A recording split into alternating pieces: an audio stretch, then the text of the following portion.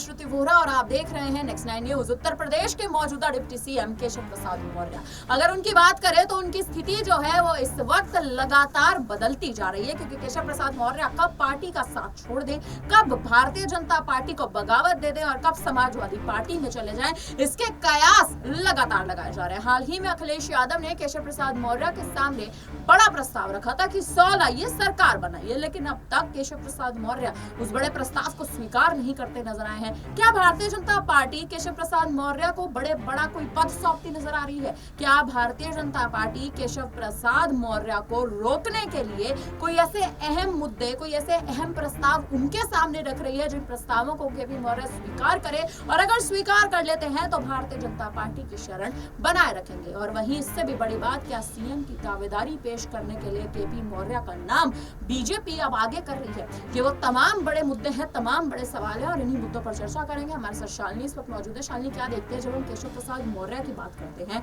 तो कहीं ना कहीं डिप्टी सीएम की गद्दी पर तो है। साल 2022 में अमित शाह कहीं ना कहीं उनको भारतीय जनता पार्टी में लेकर आए थे बतौर कार्यकर्ता। कुछ समय उन्होंने काम करा, लेकिन फिर डिप्टी सीएम की उन्हें गद्दी सौंप दी गई। उनका कहीं ना कहीं आप देखिए, उनका कार्य देखते हुए, उनका बतौर कार्यकर्ता काम करते हुए इनको देखते हुए, जिस हिसाब से उनको डिप्टी सीएम की गद्दी सौंपी गई और अब उनकी सीएम के लिए जो पद की लालच है वो बढ़ती जा रही है। क्या लगता है अखिलेश यादव की ओर अपने पैर मोड़ सकते हैं?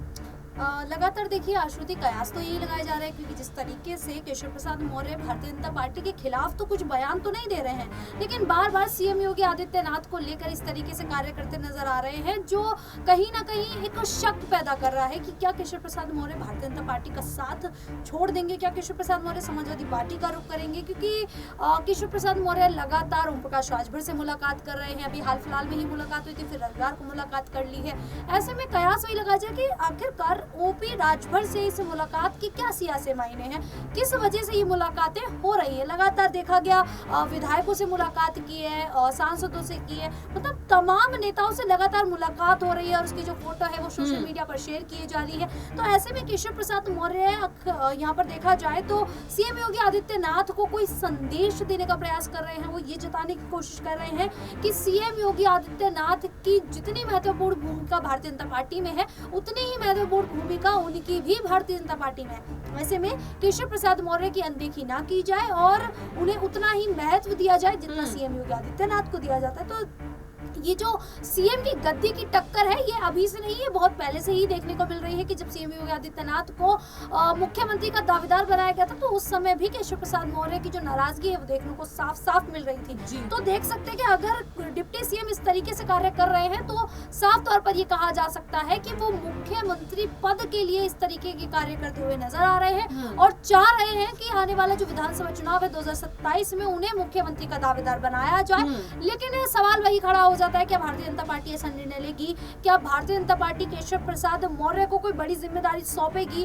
क्या उन्हें सीएम का दावेदार बनाएगी? ये तो आने वाला समय बताएगा। लेकिन अब जिस तरीके से वो सीएम योगी आदित्यनाथ की मुश्किलें बढ़ा रहे हैं, उनके सम्मान को बार बार ठेस पहुंचाने की कोशिश कर रहे हैं, तो वैसे में भारतीय जनता पार्टी इन उपचुनावों में कहीं ना कहीं इस कारण से हार का सामना न कर ले।